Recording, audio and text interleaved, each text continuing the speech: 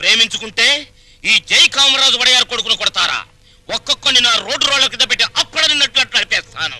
నేను మంచికి కన్నడ కంటి ఇవ్వను, చెడుకు చందన స్మగ్లర్ వీరప్పన్ని. కొట్టింది కాక అడగడానికి వచ్చారా? జరిగిన దానికి క్షమించమని అడగడానికే వచ్చాం. క్షమించను. ప్రధానమంత్రి ఫోన్ చేసి చెప్పినా క్షమించను. ప్రధానమంత్రి ఏమో. అలాగా.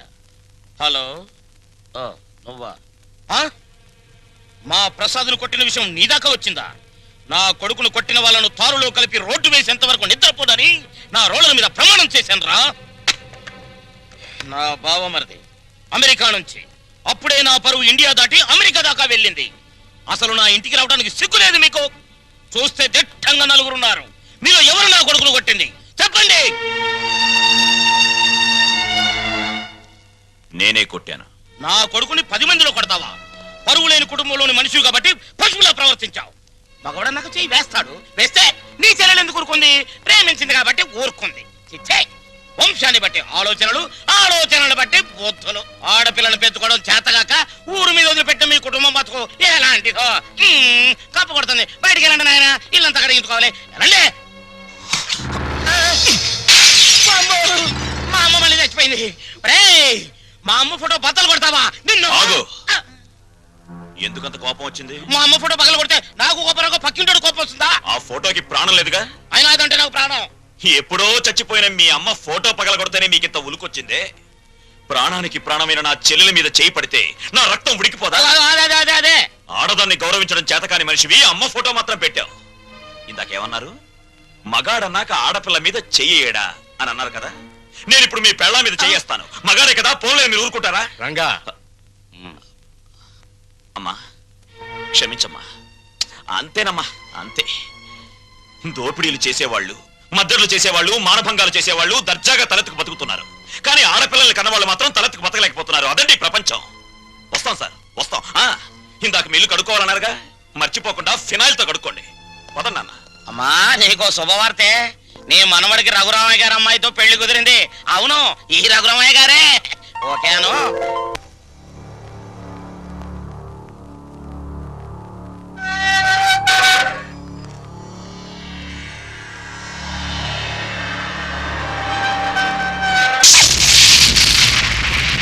నేను ఇవాళ జైల్లోంచి విడుదలై వస్తున్నాను తెలుసు కూడా వెల్కమ్ చెప్పడానికి ఎందుకు రాలేదే?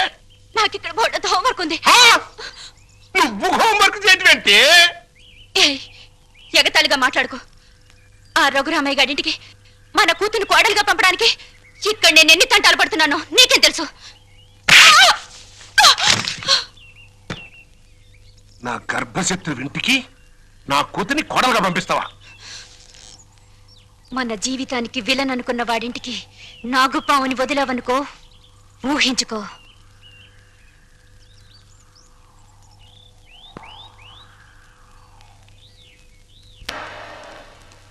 నాన్నగారు, తమ్ముడు చదువుతున్న కాలేజీ ప్రిన్సిపాల్ గారు మీకు ఈ లెటర్ పంపించారు. ప్రిన్సిపాల్ చదువు.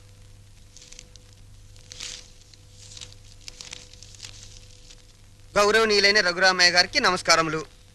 మీ అబ్బాయి రవి గురించి ఒక ముఖ్యమైన విషయం మాట్లాడాలి. బయలుదేరి వస్తే ఒక ఆత్మహత్యను నివారించిన వారు అవుతారు. ఇట్లు భవదీయుడు Bhavani Prasad, principal, MRC college. మీ అబ్బాయి రవి ప్రవర్తన ఏం బాగోట్లేదు. అయితే వాడు మా రవి అయి ఉండడు. తమ పిల్లల గురించి పెద్దండ్రి అలాగే అనుకుంటాడండి. కానీ మీ వాడు సామాన్యుడు కాదు. కొత్తగా చేరిన స్టూడెంట్స్ ని ర్యాగింగ్ చేయటం, ఆడపిల్లల్ని అల్లరి చేయటం, లెక్చరర్స్ ని ఏడిపించడం. మా ప్రిన్సిపాల్ గారిని కూడా ఏడిపిస్తున్నాడండి. ఎస్, మీరు మా వాడి మీద వేస్తున్న అభాండాలు నమ్మలేకపోతున్నామండి. వాట్? నావి అభాండాలా? What do you mean by that? అది కాదండి. రంగా, నువ్వు ఊరుకో. సార్, మా వాడు. నో నో నో నో, మీరు వెళ్ళి కాసేపు ఆ పక్కన వెయిట్ చేయండి. నేను మీ వాడిని పిలిచి విచారిస్తాను. అతనేమిటో అతని ప్రవర్తన ఏమిటో మీకే తెలుస్తుంది. ప్యూన్, ఇవన్నీ ఒట్టి గ్యాస్ కవర్లే. రవి గారు, మిమ్మల్ని ప్రిన్సిపాల్ గారు పిలుస్తున్నారు. ఏంటి పిలిచారట? What is the matter? మొన్న కాలేజీలో కొత్తగా చేరిన సుబ్బారావు అనే కుర్రాడిని ర్యాగింగ్ చేశాం. ఫలితంగా అతని కాలు విరిగిపోయింది. దానికి నీ సమాధానం ఏంటి? పుత్తూరు వెళ్ళి కట్టించుకోమనండి. కొత్తగా కాలేజీకి వచ్చిన వాళ్ళని ర్యాగింగ్ చేయటం పాత రోజుల నుంచి వస్తున్న ఆచారం. దానికి ఇప్పుడు విచారణ ఏంటండి నా బొంద? ఆ కుర్రాడి సంగతి అలా ఉంచు. రాణి అనే అమ్మాయితో నువ్వు తిరగటం అందరికీ తెలుసు. ఆ అమ్మాయి జీవితాన్ని నువ్వు నాశనం చేశావు. ఆ పెళ్లి ఇప్పుడు గర్భవతి. నాకు తెలియకుండా మీకెలా తెలుసు సార్? మీ దగ్గరకు వచ్చి చెప్పుకుందా? Shut up. లేకపోతే ఏంటి సార్, నాలాంటి గ్లామరస్ అబ్బాయికి 10 మంది గర్ల్ ఫ్రెండ్స్ ఉండటం చాలా సహజం. మీరంటున్నట్టు ఆ అమ్మాయిని నేను అనుభవిస్తే ఆ అమ్మాయి కూడా నా వల్ల అనుభూతిని పొందింది. ఇది తప్పు అని మీరనుకుంటే ఆడవాళ్ళందరినీ పువ్వుల్లో పెట్టి పూజించుకోండి. కానీ నేను చేసేది ఇంతే. అమ్మాయి రాణి, రాణి, ఇతను చెప్పిందంతా విన్నావు కదా? నువ్వేమైనా చెప్పదలుచుకుంటే నిర్భయంగా చెప్పు. సార్, ఏ పరువు గల ఆడపిల్లైనా కావాలని కాలు జారదు. ప్రేమించిన వాడు తనే సర్వస్వాన్ని నమ్మించినప్పుడు విచక్షణ పోవచ్చు. నన్నంత నమ్మించి దుర్మార్గానికి హద్దులు ఉండవని నిరూపించాడు ఈ మహానుభావుడు. ఊరుకో అమ్మా, ఊరుకో. ఆ అమ్మాయి అభిప్రాయం నీ అభిప్రాయం తెలుసుకున్నాను. ఇంకా మీ అమ్మా నాన్నల అభిప్రాయం తెలుసుకోవాలి. తెలుసుకోవాలనుకుంటే మా ఇంటికి వెళ్ళండి. వాళ్ళు మన క్యారెక్టర్ కి యూ సర్టిఫికెట్ ఇస్తారు. అక్కర్లేదు. రఘురామయ్య గారు దయచేయండి. విన్నారా మీ అబ్బాయి మాటలు? అమ్మా, నువ్వు అమ్మాయి పక్కన నిలబడు. చెల్లి నువ్వు కూడా. రే, ఇప్పటి వరకు నువ్వు ఆడదాని గురించి మాట్లాడిన మాటలు తిరిగి ఒక్కసారి మాట్లాడు. అమ్మా చెల్లి కూడా ఆడవలేరా? మాట్లాడు. అమ్మ చెల్లి దానిలా ప్రవర్తించే మనుషులు కాదు. అవునవును. అటువంటి పవిత్రమైన ఇంట్లో దుర్వాసన కొట్టే మాటలతోనూ చేతలతోనూ నువ్వు ఒక్కడవే పుట్టుకొచ్చావు. ఆ అమ్మాయిని ఏం చేద్దాం అనుకుంటున్నావు? అది కాదు నాన్న, నేను ఆ అమ్మాయిని అనుభవించిన మాట నిజం. కానీ బ్రోతలుగా భావించి అనుభవించాను. నిజంగా ప్రేమించుంటే ఆ అమ్మాయి తల్లి ఎవరు, తండ్రి ఎవరు, సంప్రదాయం ఏంటి అని తెలుసుకున్నాను కదా. అయినా ఆఫ్టర్ ఆల్ దాని గురించి ఆలోచిస్తారేంటి నాన్న? ఆ అమ్మాయిని పెళ్లి చేసుకుంటావా లేదా? అది కాదన్నయ్య. నోరు మీరే దుర్మార్గుడా. ఆ పిల్లకి అన్యాయం చేయకన్నయ్యా. ఈ పెళ్లి జరగకపోతే అందరం కలిసి నీ అంతు చూస్తాం. నీతో పాటు మేము చేస్తాం. చెప్పరా? చెప్పు చెప్పు చెప్పు. సరే, దండలు తెప్పించండి.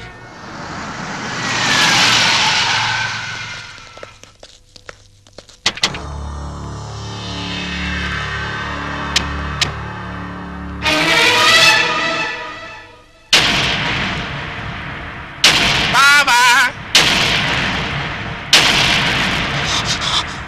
బావా, బాగున్నావా? ఇంకా బాగోలే. ఆ పిల్లరా నీ కొత్త కోళ్ళం? ఆ పిల్ల ఎవరు కనుక్కో చూద్దాం. నీ వేలు విడవని మేనకోళ్ళం అంటే నీ సొంత చెల్లెలు సవితికి కూతురు. ఈ నా కీపే నీ కొత్త కోడలకి జన్మభూమి. నీకు గుర్తుందా? అప్పుడప్పుడప్పుడప్పుడు నా ముఖం మీద నా కొడుకు చేత తుపక్కు నుమ్మే ఇచ్చావు. ఇప్పుడు నీకు గుర్తొచ్చి ఉంటుందిలే. ఆ ఉమ్ము అప్పుడే తుడుచుకుంటే పోయింది. కానీ ఇప్పుడు నీ మొహం మీద పడబోయి ఉమ్ము లైఫ్ బాయ్ సబ్బుతో తోవుకున్నా లైఫ్ లాంగ్ సరిగిపోకుండా పర్మనెంట్ గా ఫిక్స్ అయిపోద్ది. అరవబకరా నా కొడక. బైక్ లేకుండానే మీ ఫ్యామిలీ అఫేర్ అంతా ఊరంతా తెలిసిపోద్ది. చూడు, ఇయాల నుంచి నా కూతురు జెండా మీ ఇంటి మీద ఎగురుతా ఉంటుందన్నమాట. ఎప్పుడు ఎగరటం మానేస్తాం అప్పుడు జెండా ఎత్తేస్తాం. ఈ గవర్నమెంట్ కూలిపోద్ది. బావా, గడ్డిని తగలబెడటానికి పెద్ద దివిటి అక్కర్లా, చిన్న అగ్గి పుల్ల చాలు. ఆ అగ్గి పుల్లే నీ కోడలు నా కూతురు అన్నమాట. ఈ రోజు నుంచి ది ఎండ్ కార్డు పడేంత వరకు నా డైరెక్షన్ లో ఇవ్వబోయే కొత్త ట్విస్ట్ అన్నమాట. వచ్చిన పని అయిపోయింది, ఇంకొస్తా అన్నట్టు డాక్టర్. నా సన్ ఇన్ లాని లాక్రమే ఆశీర్వాదం తీసుకుని కానీ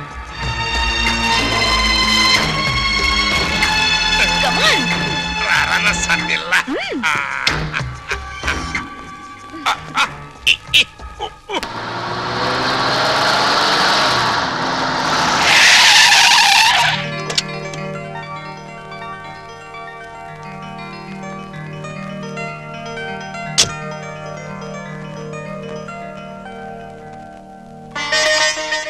మరి నా ఆడపడుచు లాంఛనమో?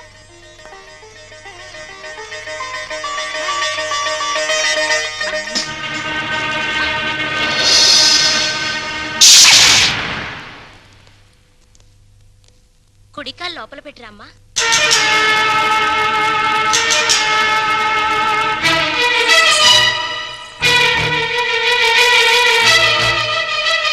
కాదు, కుడికాలు. కీప్ లెఫ్ట్ అన్నారు పోలీసోళ్ళు. అవునవును, కీపు ఎప్పుడు లెఫ్టే. వైఫే రైటు. ఈ జ్ఞానం ఎప్పుడు వస్తుందో. అత్తా మామూలుకి నమస్కరించమ్మా.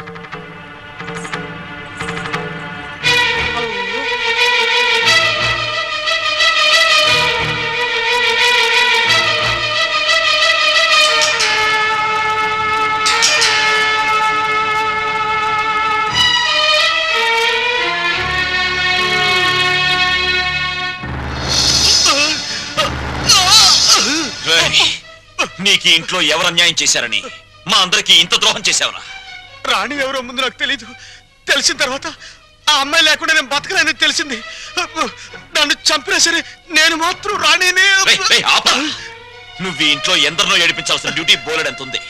ఈ ఏడుపుని ఇక్కడ వేస్ట్ చేయకు, వెళ్ళు. అది కదండి. ఈ గొలుసు పెట్టుకో. ఎలాగో గదిలోకి వెళ్ళగానే విప్పదీసేదేగా, అంత మాత్రానికి ఇంత బరువు పట్టుచారు ఎందుకండి? ఏ శుభకార్యమైనా సాంప్రదాయ సిద్ధంగా జరిగితే అది మాకు ముందే జరిగిపోయిందిగా. గడ్డిని తగలబెడటానికి పెద్ద దివిటి అక్కర్లా, చిన్న అగ్గి పుల్ల చాలు. ఆ అగ్గి పుల్ల నీ కోడలు నా కూతురు అన్నమాట.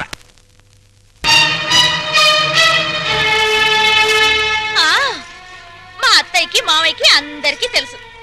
ఆ వీక్ పాయింట్ లీక్ అయ్యాకే నన్ను ఆయనకి తగిలించారు. ఫోన్లేండి, పెళ్లికి ముందు ఏం జరిగినా పెళ్ళయ్యాక ఈ తంతు తప్పదంటే మీకోసం కాసేపు కప్పుకుంటాను.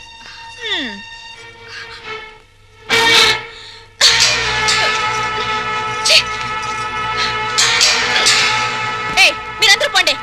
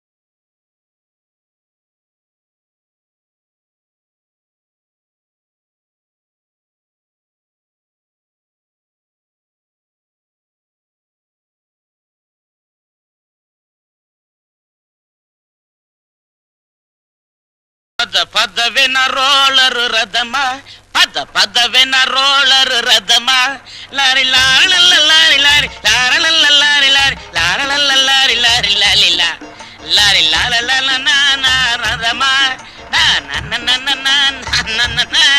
ఏమండి పెళ్లి నాటికైనా చేరతావా దీంట్లో? పెళ్లికెళ్తూ కూడా ఈ రోలర్ మీద ఏంటి నాన్న? ఎంచక్క కారులో వెళ్ళొచ్చు కదా. ఓరి యదవా, ఇది అచ్చొచ్చిన రోలరు. 30 ఏళ్ల క్రితం మీ అమ్మని తగిలించుకోవడానికి విజయవాడ నుండి శ్రీకాకుళం వరకు ఈ రోలర్ మీదే వెళ్ళాను. వచ్చారులేండి, ముహూర్తం అయిపోయిన 3 నెలలకు వచ్చారు. ఆ ముహూర్తానికి మా అక్కకు పెళ్లి అయిపోయి నేను బుక్ అయిపోయాను. షటప్ అయిపో. నన్నేమనంటే అప్పుడం అయిపోతావే అన్నవరనుకుంటున్నావే. జై కామరాజు వడయార్ అంటే మైసూర్ రాజేష్ ఆఖరి వంశం అన్నమాట. ఆ తాతలంతా ఏనుగులు ఎక్కారే. ఏనుగులు అయితే మేత బొక్కని ఏనుగుల మేసిన నీ రోలర్ మెయింటైన్ చేస్తున్నాను. పిచ్చిదానా. రోలర్ రథ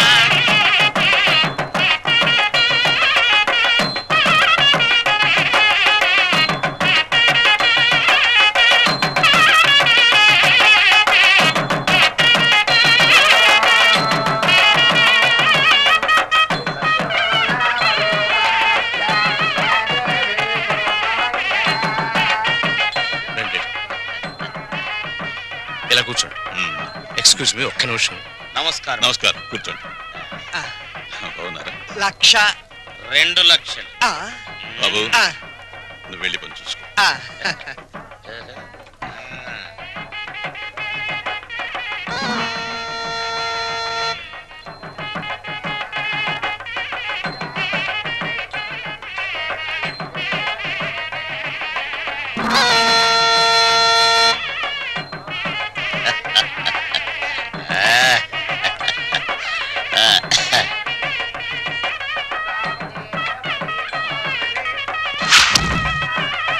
తీసుకోండి.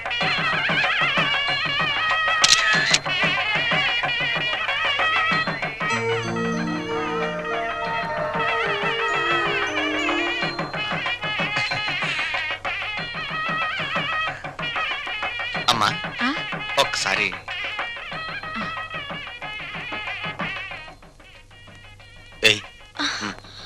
అరే లేమ్మా, ఏమిట్రా ఇది?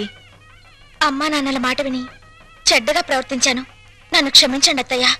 బుద్ధి వచ్చింది. బాగా బుద్ధి వచ్చిందా? నువ్వు ఊరుకోరా, అవే మాటలమ్మా. ఏదో చిన్నతనం, నిన్నంత మాత్రం అర్థం చేసుకోలేనా? పిచ్చి పిల్ల, లోపలికి వెళ్ళదానరా.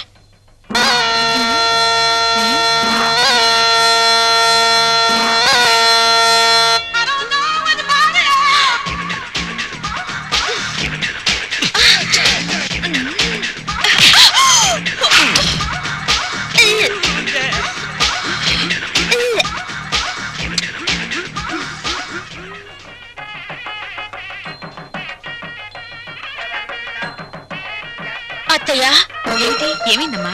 తప్పుల మీద తప్పులు చేసి మావయ్య గారి మొహం చూడాలంటేనే నాకు తల తీసేసినట్టుంది. రాణి, నాకు రంగ అసలు వరుస కన్నయ్య, మరో వరుసకి బావా. ఇప్పుడు ఆయన ఏమని పిలవాలి? రంగా అని పిలువమ్మా. ఆహా,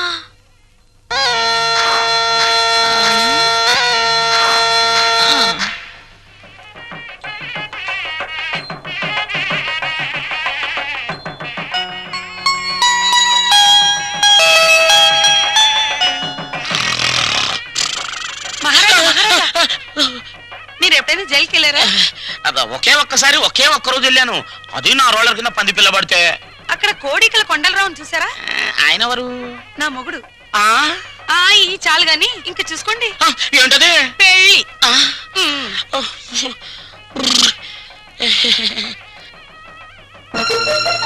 అత్తయ్య, మళ్ళీ ఏమిటమ్మా?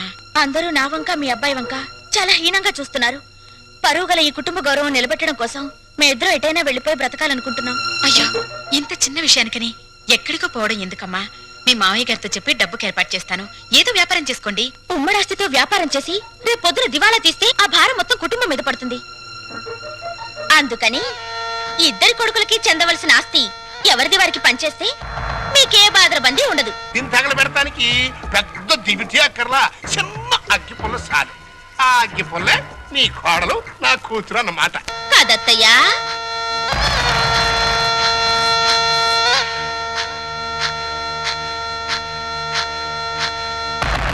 ఈ కొడుకులిద్దరూ దేవాలయంలో గబ్బిలాయిలన్నమాట.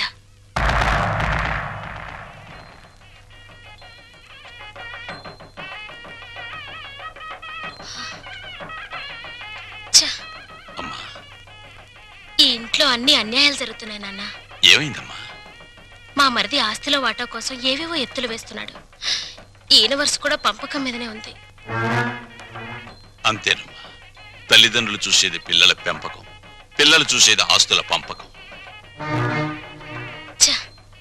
మా మరిది చాప కింద నీరైతే ఈయన జేబులో తేల్లా కనిపిస్తున్నారు.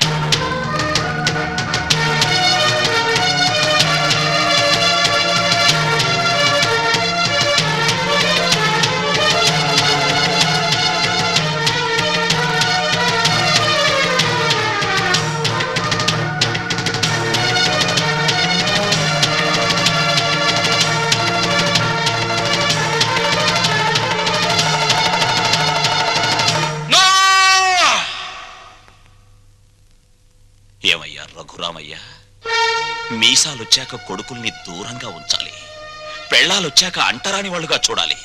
అది చేతకాక నా కొడుకులు, నా బిడ్డలు, నా సంతానం అని పట్టు కూర్చుంటే వాళ్ళు మాత్రం ఎంతకాలం ఊరుకోగలరయ్యా? పాపం అమాయకులు కాబట్టి, పెళ్ళాల పైట చెంగుల్ని పాము పడగలనుకుని భయపడే పసిపిల్లలు కాబట్టి ఇన్నాళ్ళు ఆగారు. ఇప్పుడు అడుగుతున్నారు. అడిగితే కాదండానికి నువ్వెవరివయ్యా? పంచు ఆస్తుల్ని. రంగా, నువ్వు కూడా పెద్దోడు చిన్నోడు చెప్పిందే కరెక్ట్ అంటున్నాను. చెప్పింది చేసి నీ పెద్దరికం కాపాడుకో. రే రంగా, నువ్వు వాళ్ళతో చేరి నన్ను వెన్నుపోటు పొడుస్తావురా? పెద్ద వాళ్ళకే తప్పట్లేదు వెన్నుపోట్లు, నువ్వెంత? ఇప్పుడు నువ్వు ఆస్తి పంచకపోతే రేపు నీ కొడుకుల మాటల పోట్లు, కోడల చేతి పోట్లు, కోర్టుల నోటీస్ పోట్లు, పోట్లు అన్ని పోట్లే. జాగ్రత్త. రంగా, ఒకటిగా కలుసున్నప్పుడు ఆస్తి పంపకాలు ఎందుకురా?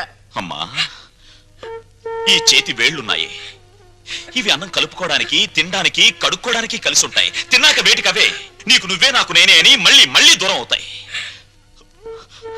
నీ శరీరంలోని భాగాలే ఒకటిగా ఉండనప్పుడు నీ కడుపులో పుట్టిన బిడ్డలు మాత్రం ఒకటిగా ఎలా ఉంటారు? ఎందుకు ఉండాలి? రంగా, ఎందుకురా అందరూ కలిసి ఆయన్ని చిత్రహింస చేస్తున్నారు?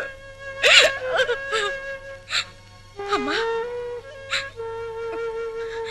చిన్న కొడలా, గొడవలు ఆపేసి భోజనానికి రండి. ఏ విషయం తేలేదాకా మేమెవరం భోజనాలు చెయ్యం.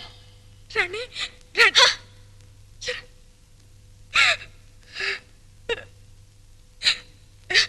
ఏమండి, ఎందుకండి ఈ పట్టుదలలు? వాళ్ళు చెప్పినట్టు చెయ్యండి, ఆస్తి పని చెయ్యండి.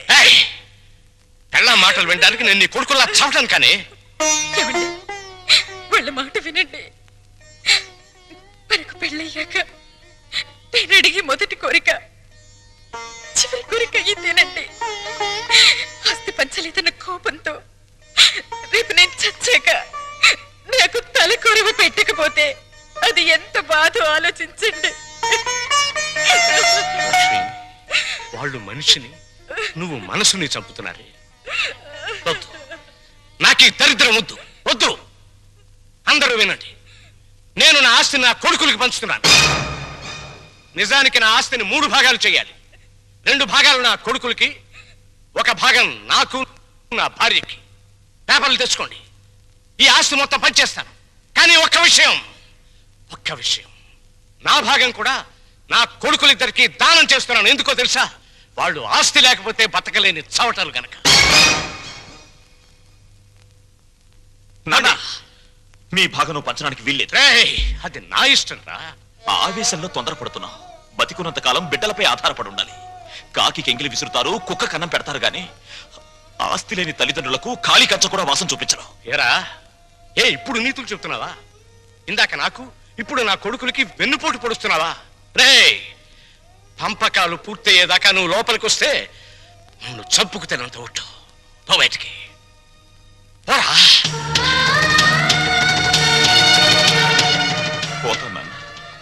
పోతాను, కానీ నేనేం చెప్పాను, ఎందుకు చెప్పానో కాస్త ఆలోచించుకో.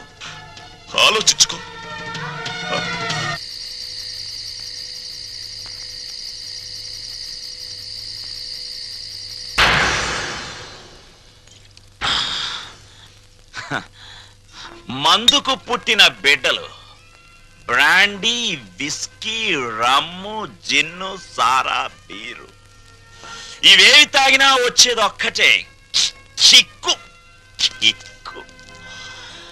నిషాలో, కిక్కులో, మత్తులో, తూలుడులో, పేలుడులో తేడా లేవు. కానీ ఒక్క తల్లి కడుపున పుట్టిన బిడ్డల్లో ఎందుకున్నాయి తేడాలు? ఎందుకొచ్చాయి తేడాలు? రఘురామయ్య ఇవన్నీ ఆలోచించాడా? నేను చెప్పిన చిప్పోని బయటికి